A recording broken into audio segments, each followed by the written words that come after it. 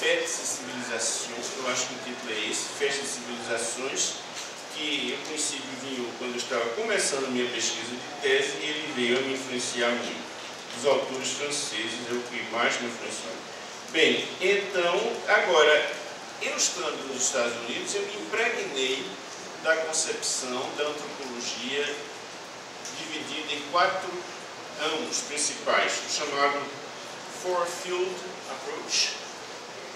Então, nós tínhamos 4 campos de antropologia, um dos quais era antropologia cultural, o outro era linguística, o outro arqueologia e, finalmente, antropologia física. Cada estudante escolhia qual queria que fosse o seu campo predominante, mas mesmo assim ele tinha que cursar matérias em todos os outros cursos. Pelo menos uma matéria em cada um dos outros 3 campos.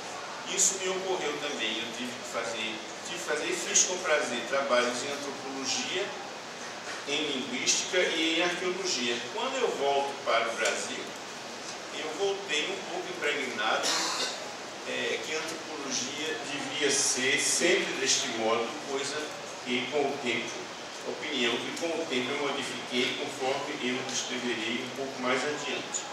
Então eu queria dar a ideia desse background, no qual eu voltei para o Brasil. Quer dizer, eu fui para os Estados Unidos em 1970 e voltei em 1972, bastante antes, portanto, da fundação desta pós-graduação, que começa a fazer-se em 1975, com o primeiro curso de aperfeiçoamento.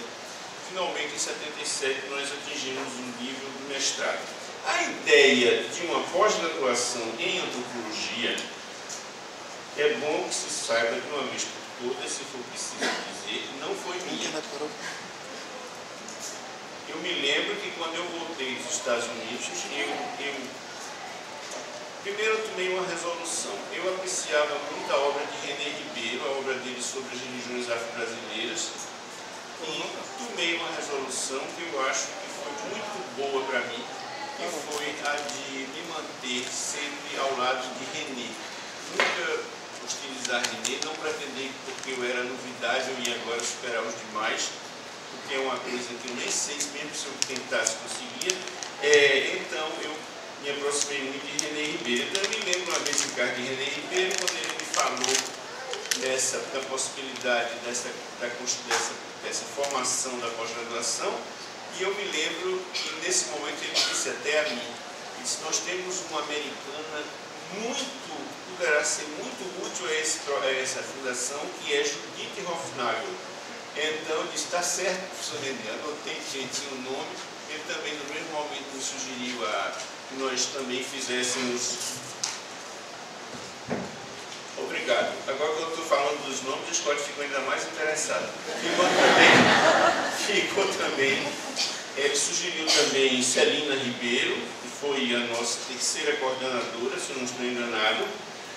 Enfim, então a gente começou a pensar na fundação dessa pós-graduação. Eu falei que René tinha já essa ideia, mas essa ideia certamente se encontrava também no professor Lavareda, Resca Lavareda, mas eu esqueci, neste momento, por uma pane de memória, me esqueci o primeiro nome dele. Mas enfim, José Resca Lavareda.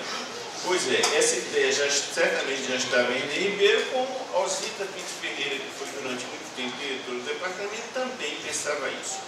É preciso, para a gente colocar no contexto da pós-graduação nos anos 70, é preciso lembrar que havia naquele tempo uma enorme briga, uma enorme rivalidade entre os professores que provinham da antiga Faculdade de Filosofia de Pernambuco, também chamada FAFIP, que em ciências sociais tendiam largamente a confundirem-se com o grupo de uma pessoa que muito prezo e muito admiro, que era o professor Luiz Pinto Ferreira, a qual eu acho que não se tem feito bastante justiça na recuperação da memória do que ele representou na história da ciência social em Pernambuco.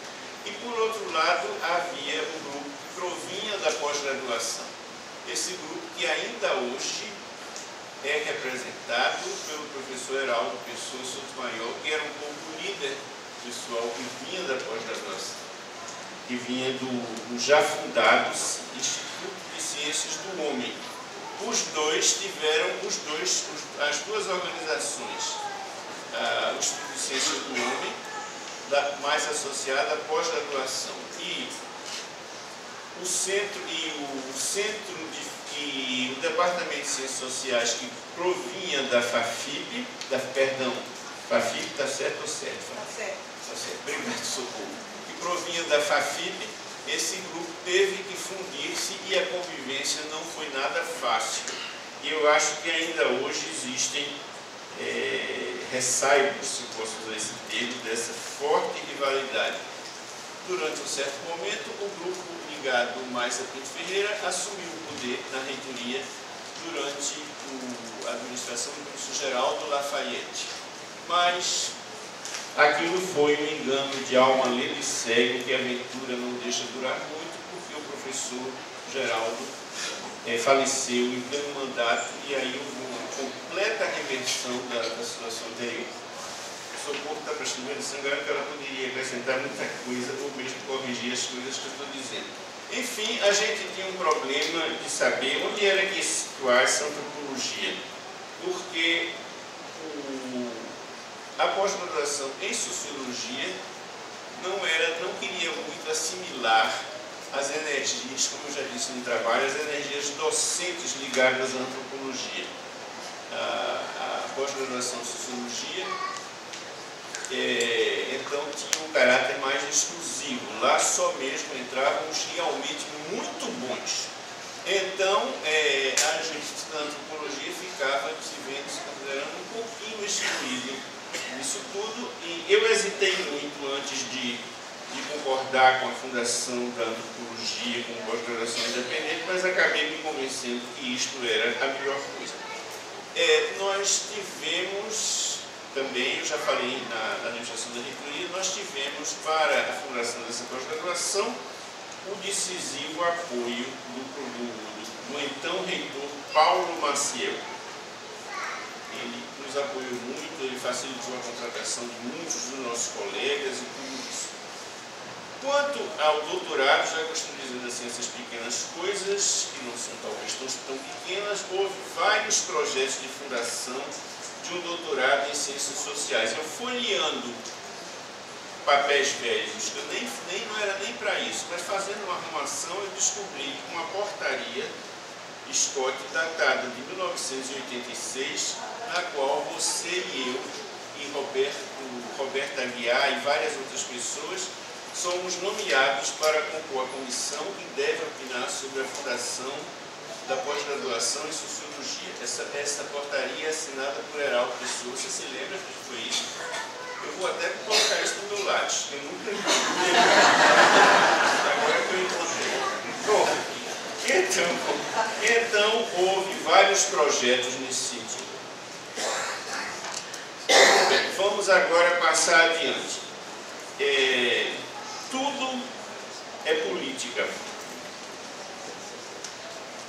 Quando nós pensamos na fundação desta pós-graduação aqui em Pernambuco, ou mesmo quando nós pensamos em geral na fundação de pós-graduações em antropologia no Brasil, nós não podemos esquecer, ou não devemos esquecer, as altas implicações políticas que existiam naquele momento. Eu diria, as altas implicações decorrentes da batalha pela conquista dos hearts and minds, dos corações e das mentes da intelectualidade brasileira. Então, eu estou certo de que, plenamente convencido de que nós não podemos entender o surgimento, quer da antropologia, da pós-graduação em antropologia em Pernambuco, quer em geral do florescimento da antropologia, dos cursos pós-graduados em antropologia no Brasil, sem nós recorrermos, sem nós levarmos em conta os embates políticos que se travavam naquele momento. Nós estamos em fins dos anos 60. Estamos ainda em plena Guerra Fria. O Muro de Berlim só viria a cair em 1989. E a disputa era muito importante. E uma preocupação das agências de fomento brasileiras e norte-americanas, cujo papel nós não podemos em nenhum momento subestimar, agências de fomento declaradamente de fomento, às vezes agências outras que não são declaradamente de fomento. Então,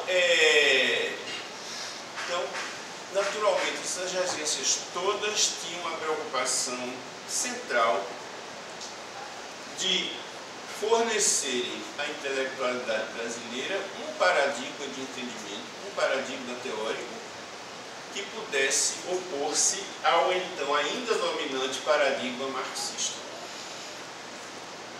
Então, eu não tenho a menor dúvida que as pós-graduações foram fundadas em antropologia, foram largamente fundadas com essa finalidade e tiveram um grande êxito, eu diria.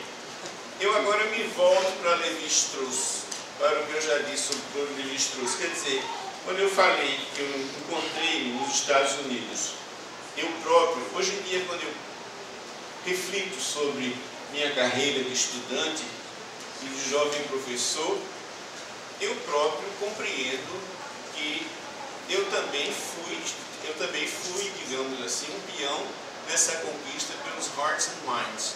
O fato de eu ter ganhado uma bolsa, ter ido para a Universidade de Colômbia e coisas desse tipo, evidentemente era alguma coisa que entrava nessa estratégia, mesmo que na época eu não percebesse, mesmo que na época eu achasse que eu estava ali devido às minhas grandes capacidades. Bem, então, como eu estava dizendo, mesmo a formação do mito kantiano, do mito de Lévi-Strauss, do mito de Lévi-Strauss está largamente, tem que ser entendida nesse contexto que eu diria, essa Guerra Fria. Então, nós vamos, agora, evidentemente que nós tínhamos que, devia-se fazer uma saída, para usar um galicismo, tinha que se fazer uma sortie en douceur. Era preciso que se passasse ao novo paradigma de modo suave. Daí o recurso àquilo que eu chamo de sincretismo. Quer dizer, você encontra nos programas, não vamos pensar que em nome dessa batalha pelos corações e mentes, as pessoas que representavam o pensamento marxista fossem eliminadas, excluídas. As coisas se faziam de modo muito mais sutil. Não era através de cassações nem de aposentadorias compulsórias, mas era através de mecanismos de cooptação de uns, ou seja, o sincretismo bem temperado. Esse sincretismo bem temperado, como o cravo bem temperado de Johann Sebastian Bach, que ainda hoje prevalece em muitos lugares.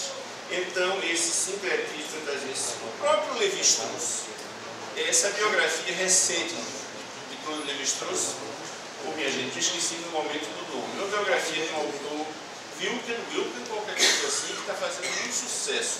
Eu me esqueço o título exato. Na minha memória, eu já pré-Alzheimeriano, vocês, por favor, não me exijam sempre que eu me lembre exatamente dos títulos e mesmo dos autores, a não ser os principalíssimos. Bem, então, como eu estava dizendo, quando Lévi-Strauss fala, eu tenho 3 amantes, por favor, não interpretem mal. Quando ele fala que uma das amantes dele era o marxismo. Quer dizer, evidentemente, isso tem sido destacado por outros autores, ele está fazendo um ato sincrético, onde ele está prestando uma homenagem ao pensamento marxista para, talvez, poder melhor melhor opor-se a este mesmo pensamento. Bom, enfim, não, por favor, eu também não quero dar a impressão que eu sou um saudosista do pensamento marxista, embora depois de velho eu acabei sendo muitas coisas que eu pensava que nunca seria, capaz até depois de agora, na minha avançada idade, eu ter virado um pouquinho marxista. Mas, por favor, não tomem por saudosista. Bom, então, a formação desse amplo, da importância estratégica do surgimento da antropologia no Brasil. Agora, daí não se segue, vejam bem, o que eu estou falando agora, mais em plano nacional, não se aplica literalmente à situação em Pernambuco. Porque eu me pergunto mesmo se a fundação de uma pós-graduação em antropologia em Pernambuco foi bem-vinda, foi desejada por aqueles que representavam naquele momento o paradigma antropológico no Brasil, paradigma que eu às vezes denomino de um paradigma Meireles e Roberto Cardoso de Oliveira, o paradigma Meireles Oliveira, se os representantes desse paradigma viam com entusiasmo a criação de uma pós-graduação em Pernambuco. Eu sempre acho que nossa antropologia não era muito bem vista por esses mesmos círculos. Eu também achava que nós devíamos manter uma certa independência, ter uma certa indiferença às exigências paradigmáticas. Mas, enfim, eu, nesse ponto, quero me referir à importância do trabalho que vem sendo feito no momento aqui, nesta pós-graduação, pela professora Roberta Campos e pela professora Nízia Reising, que consiste justamente, eu penso, deixando os termos na crítica dessa nossa, pelo menos, relativa marginalização. A gente precisa botar os pontos nos is em muita coisa. Agora, quando eu volto ao surgimento da antropologia em plano mais nacional, eu devo dizer que, como eu disse, foi muito bem sucedido o lançamento desse paradigma. Eu penso, por exemplo, naquilo que eu chamo, nos meus próprios escritos mal publicados. Eu sou um grande autor de ciências ocultas e letras apagadas.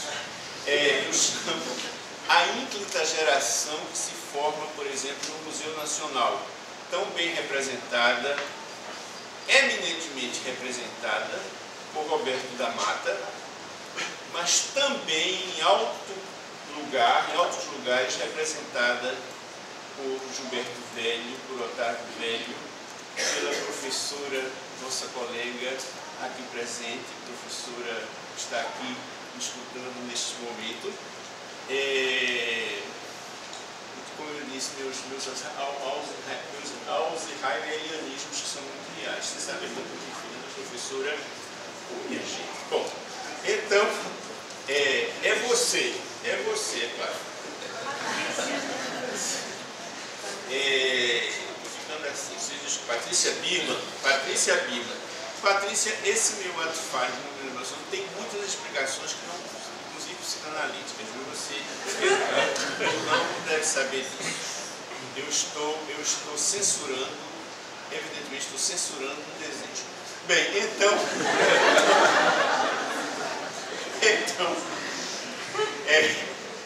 eu acho que houve um grande êxito na constituição desse paradigma. Quer dizer, você tem um novo tipo de intelectualidade que se forma no Brasil.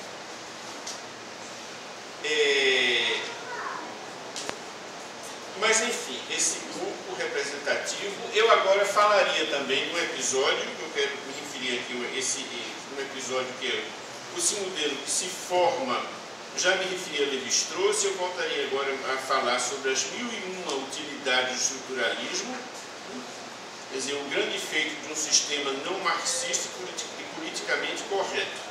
Entretanto, como já destaquei, com muitos ingredientes sincréticos.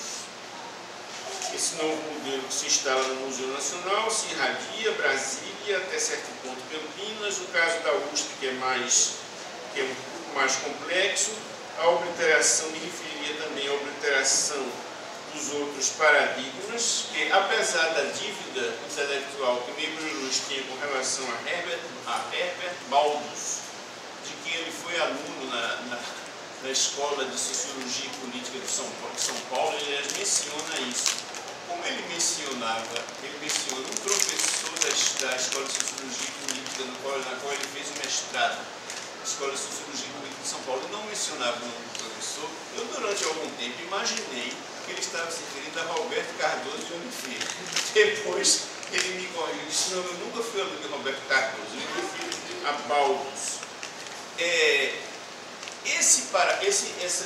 Essa obliteração de paradigmas anteriores, eu acho que isto é muito significativo. O que aconteceu aqui em Pernambuco, em maio de 1978, quando da realização de uma reunião da ABA, em 78. Há outros presentes aqui que haverão de se lembrar disso. Quando a revolta contra o que eu chamaria assim, os pré-paradigmas chega a um ponto explícito. E isso se revela numa vaia totalmente injusta, dirigida ao professor René Ribeiro. Eu me lembro disso perfeitamente. E foi, de fato, eu também penso, uma vaia dirigida a Gilberto Freire, que não estava presente. A Gilberto Freire e a tudo que Gilberto Freire representava. Porque, justamente, eu agora volto à fundação da pós-graduação em Pernambuco. O fato de Pernambuco ser um estado de Gilberto Freire possuía uma certa ambiguidade do ponto de vista do estabelecimento da antropologia aqui. Porque Gilberto era mal visto pelas grandes agências de fomento, pelas agências Tucur. Essas agências que estavam interessadas na priorização do apoio ao movimento negro e que consideravam que o paradigma Gilberto Freiriano, o paradigma da interpenetração racial e cultural, era, portanto, um paradigma, digamos assim, entre aspas, um paradigma reacionário. Gilberto era visto como uma espécie de inimigo da antropologia que se queria fundar no Brasil e, enquanto tal não é, tudo era que tinha relação a Gilberto Freire era visto não era visto com muitos bons olhos. Gilberto Freire e amigo de Gilberto Freire. Toda vez que ia para um congresso, eu tinha que fazer de modo sutil, tinha que dar várias explicações sobre até que ponto eu era gilbertiano e até que ponto não era. Eu tentava me fazer perdoar por uma dessas coisas que jamais podem ser perdoadas. A gente não adianta a gente tentar se fazer perdoar por aquilo que é imperdoável. Então, realmente, mas eu sempre tentava dar uma explicação, não é assim, em termos velados, em como sou e como não sou gilbertiano. Até hoje eu não me preocupo com isso. A meu ver, o antropólogo que realmente se destacava como paradigma, o antropólogo representante desse paradigma, desse novo paradigma, era Carlos Rasenbaum. Carlos Rasenbaum, cujo pensamento eu acho que merece toda a atenção. Já tenho dito nos trabalhos que eu acho que há 3 paradigmas de estudo de relações raciais no Brasil, que é o de Gilberto Freire, de Florestan Fernandes e o de Carlos Rasenbaum. Eu não estou mencionando os outros seguidores desse paradigma. Bom, tudo então que tinha a ver com Gilberto Freire, visto com uma certa desconfiança. Bom, vou entrar. Eu sei que já disse que já. Quanto tempo? Não sei quanto tempo ainda tem. O Scott disse que não ia me cobrar, mas eu preciso ainda de uns 10 minutos, Scott, se você me conceder. Uma outra preocupação que eu tinha era a seguinte: de que antropologia se necessita em Pernambuco? Eu logo entendi que a história dos 4 campos era excesso de luxo. Aliás, nenhuma pós-graduação brasileira jamais adotou, que me conste, o Four-Field Approach. E eu nem sei se ele ainda vigora nos Estados Unidos. Quando eu tenho passado ultimamente pela Universidade de Columbia, que tem inclusive a vantagem de ser em Nova York e não, digamos, na costa do Pacífico, mas fica mais fácil para a gente, eu tenho a impressão, pelo que eu posso perceber, que o for-field já deixou de ser há muito tempo. Não é mais approach, é distância. Então, eu me perguntava, de que antropologia nós precisamos em Pernambuco? Eu direi que a partir de 1978 nós passamos aqui por uma experiência decisiva para o estabelecimento dessa pós-graduação que já vinha de 1970. Nós começamos a experimentar a força da demanda pelos nossos serviços, a força dessa demanda representada por agências de fomento que não eram apenas a CAPES do CNPq. No caso concreto, digamos, a SUDENE como agência de fomento. E a SUDENE nos encomendou uma pesquisa muito importante que eu intitularei agora como uma pesquisa sobre sobrevivência e fontes de renda na área do Recife. Talvez ela tivesse um outro nome. Nessa pesquisa nós devíamos lançar luz sobre o enigma da sobrevivência das famílias de baixa renda no Recife. É bom destacar que aquele momento, fim dos anos 70, por aí, era um momento em que se falava muito na história de small is beautiful, paradigma ligado a um certo Schumpeter, que não é o mesmo Schumpeter da economia.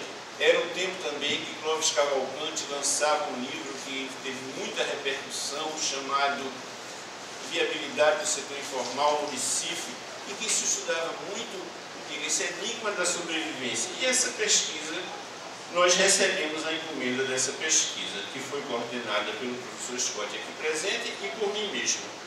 Essa pesquisa deu origem a um livro chamado Sobrevivência e Fontes de Renda, também organizado outra vez por Perry Scott Russell.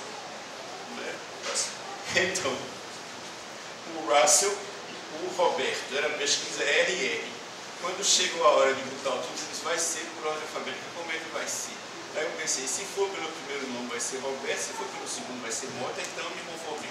Aí ficou Roberto Mota e Perry Scott. Bem, então, como eu estava dizendo, esse trabalho que eu considero muito importante, não só em si mesmo importante, é um trabalho que não teve a repercussão que merecia, como ele é a tal ponto desconhecido que ele nem consta daquela bela vitrine Scott, que eu acho que foi você que mandou fazer, ou foi Antônio, não sei. Aquela bela vitrine que estão expostas as produções desta pós-graduação. Esse livro, que é um livro decisivo, nem se sabe. Eu ia até trazer um exemplar hoje para ir para lá. Mas, primeiro, não é garantido que eu trazendo um exemplar ele vai parar lá. Segundo, eu me esqueci na hora de sair. Bom, eu andei relendo esse livro há pouco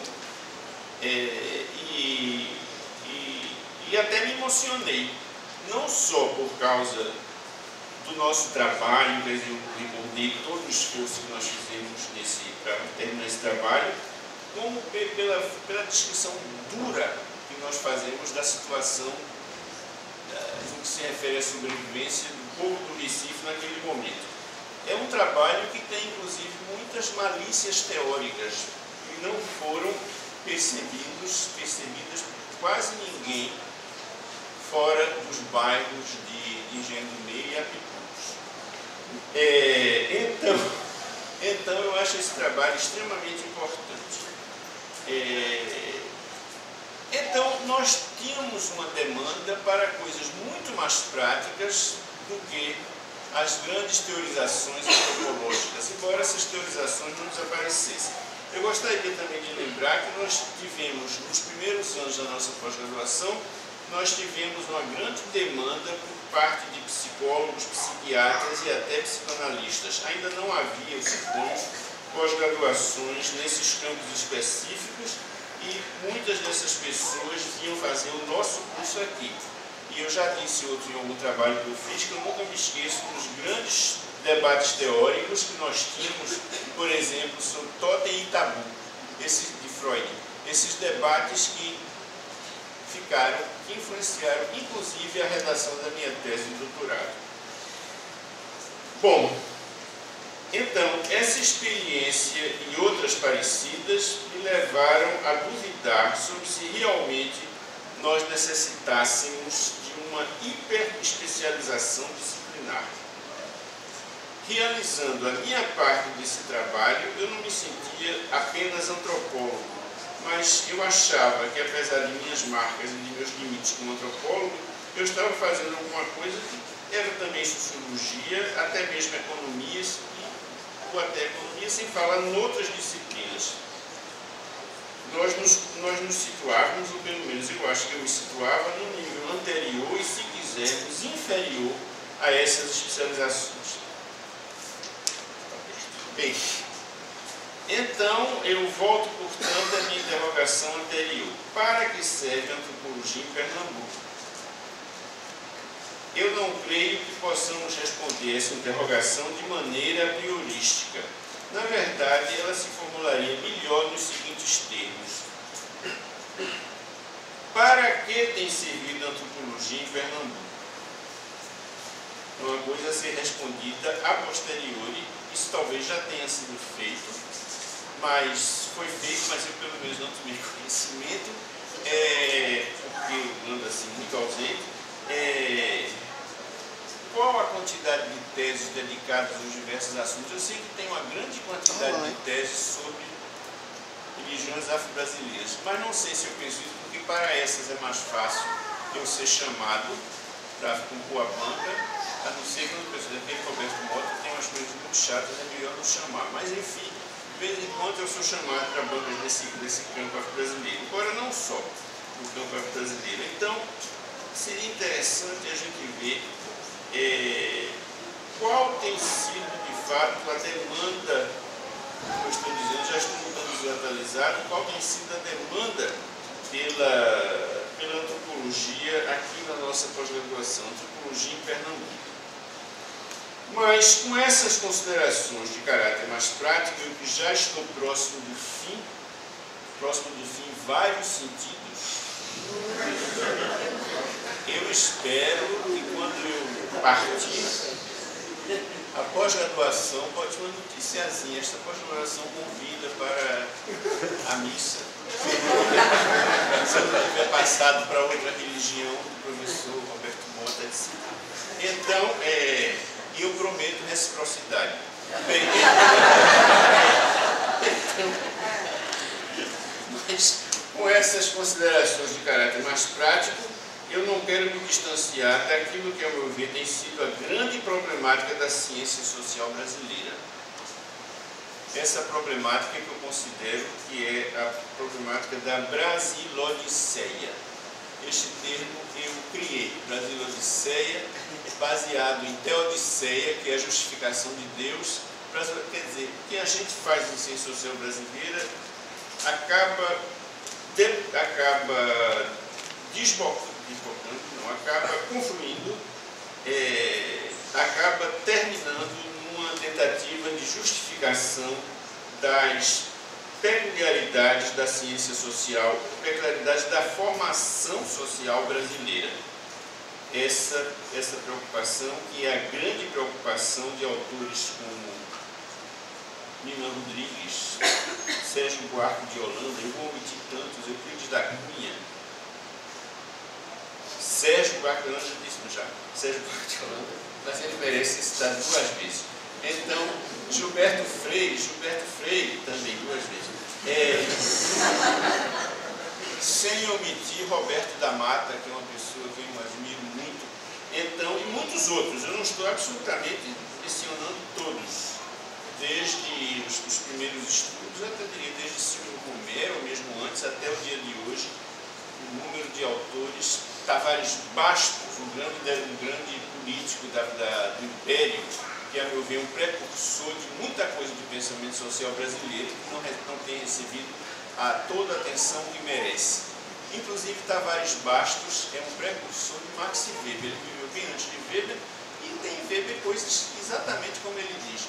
Weber lia português e lia Tavares Bastos? Muito provavelmente não, mas eles, de certo modo, dependem de fontes comuns.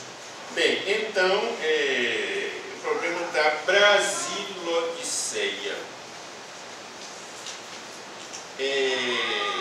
Daí, essa Brasilodiceia que é especificamente estudada por uma disciplina que se chama Pensamento Social Brasileiro.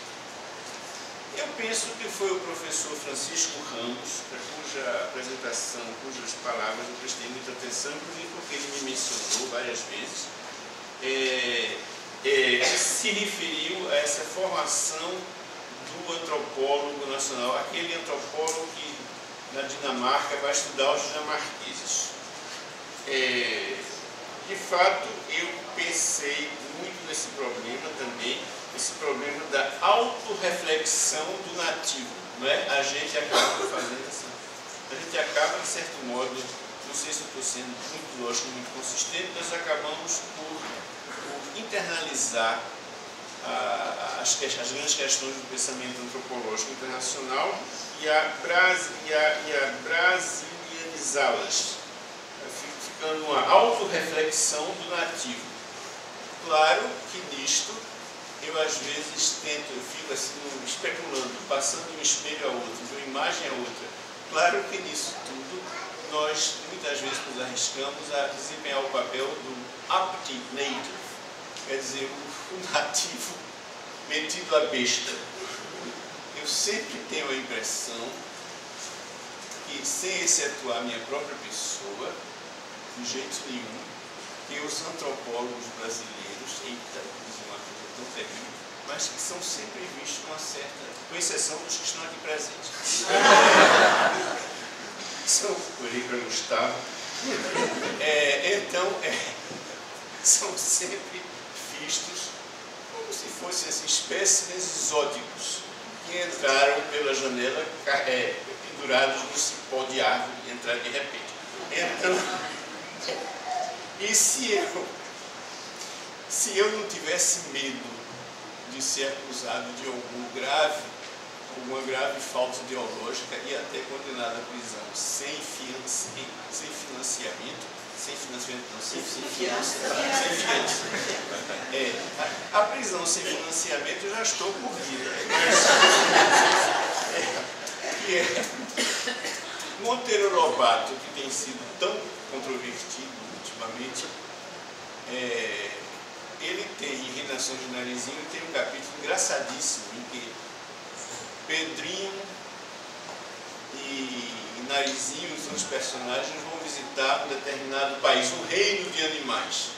E Pedrinho então diz, mas não tem jeito, eles continuam sendo animais. Então, animais exóticos. Então, eu às vezes penso, se essa atitude de Monteiro Lobato em Reinação de Narizinho não é um pouco também, não envolve um pouco de uma autorreflexão, essa autorreflexão do nativo. Bom, eu disse que ia fazer várias reflexões e dar várias alfinetadas, nem sei se dei tanta alfinetada assim, mas era mais ou menos esses os temas que eu queria lançar aqui. Eles poderão eventualmente ser mais desenvolvidos, mas acho que já passei acho que certamente já cheguei pelo menos a 60 ou 55 minutos e poderia falar muito mais, mas acho que já falei bastante. Muito obrigado pela atenção.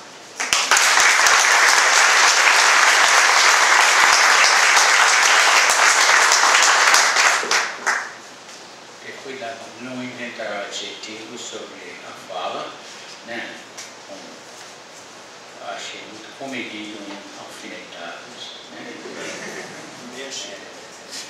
Mas foi leve, foi profundo e, se não me engano, respeitando o que a gente colocou como uma das finalidades, eu não queria tomar mais espaço num espaço que poderia ser ocupado por um diálogo e por perguntas de pessoas da plateia que gostariam de ouvir as reflexões de Roberto, os comentários de Roberto, ou alfinetá-lo porventura, né? Então, eu acho que fica aberto, se alguém quiser fazer algum comentário ou alguma pergunta.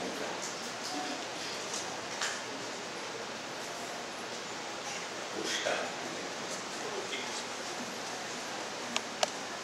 Roberto. Sim.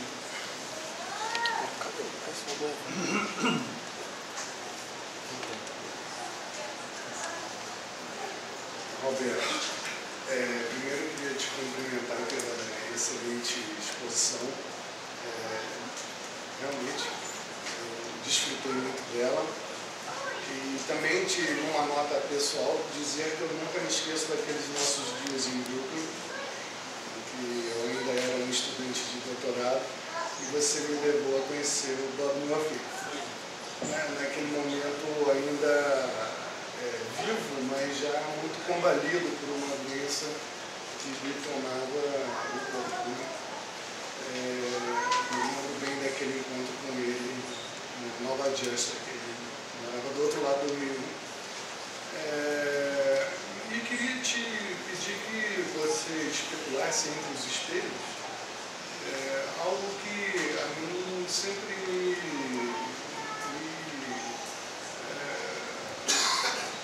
interessou e me pareceu assim, difícil de entender. Né? E tem a ver com o que eu acho que é o grande fantasma da antropologia brasileira. Imagine, se ele é o grande fantasma da antropologia brasileira, como não seria o grande fantasma da antropologia pernambucana, que é o Gilberto Freire. Né? Eu sei que esse é um tema muito batido, sempre quando se está em Recife se volta a ele, né?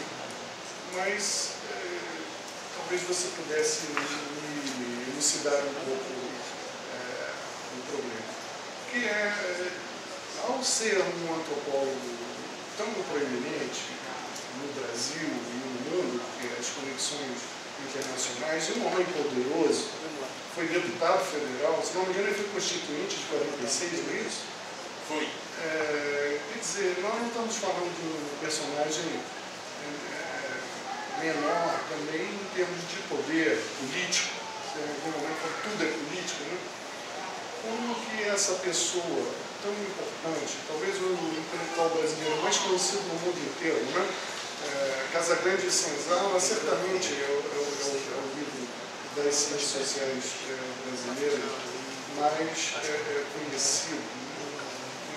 Talvez mais até do que os livros de Fernando Henrique Cardoso sobre dependência.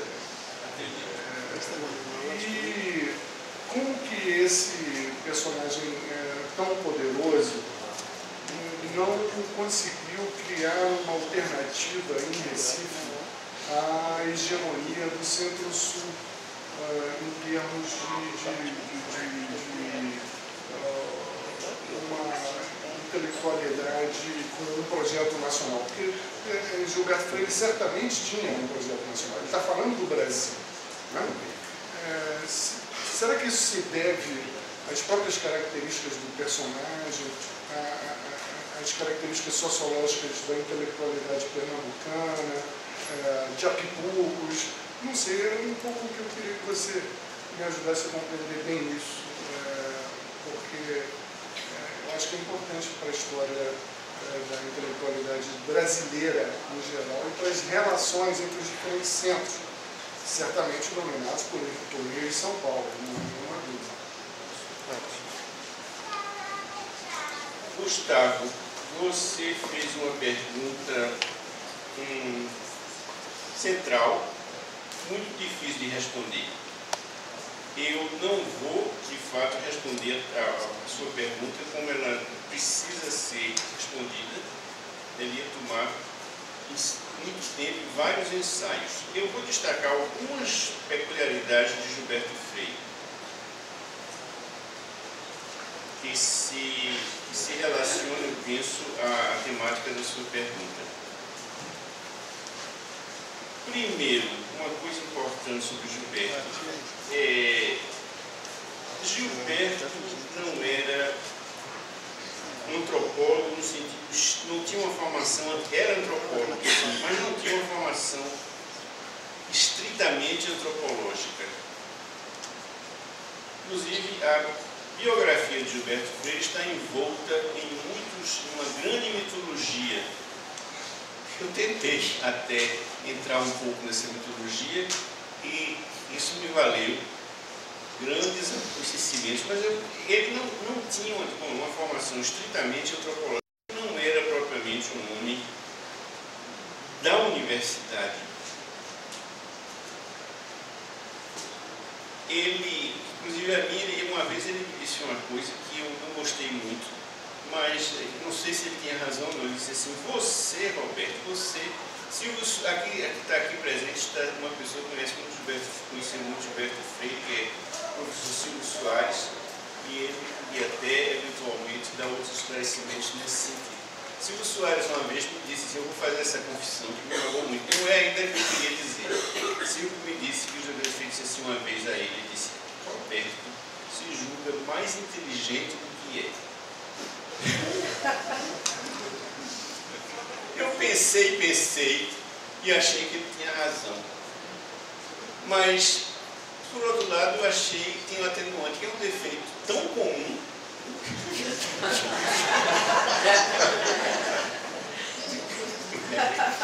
Então, mas enfim, mas o que eu queria dizer, isso ele me disse pessoalmente. Ele disse que sim, a mim uma vez, ele disse: você não é muito pesquisador, não, você é de dar aula. Ele até usou uma comparação obscena para a minha aula. Ele disse: você dando aula, não vou nem dizer o verbo que ele usou. Isso é o que você gosta de fazer. Mas quer dizer, antes que eu queria dizer que Gilberto decididamente não pensava, não era um homem muito acadêmico. Agora, continuando ainda com tentativas e aproximações de resposta à sua pergunta, deixa eu dizer outra coisa. A concepção de história de Gilberto, que é uma coisa que vale a pena ser ainda, já tem sido explorada, vale a pena ser ainda mais explorada, não era uma concepção provavelmente progressista. Não é? Gilberto não era, não. A ideia de progresso desempenha um papel muito pequeno na obra de Gilberto, apesar do livro Ordem e Progresso, nesse título. Mas, por exemplo, se a gente, Silvio é capaz de estar revoltado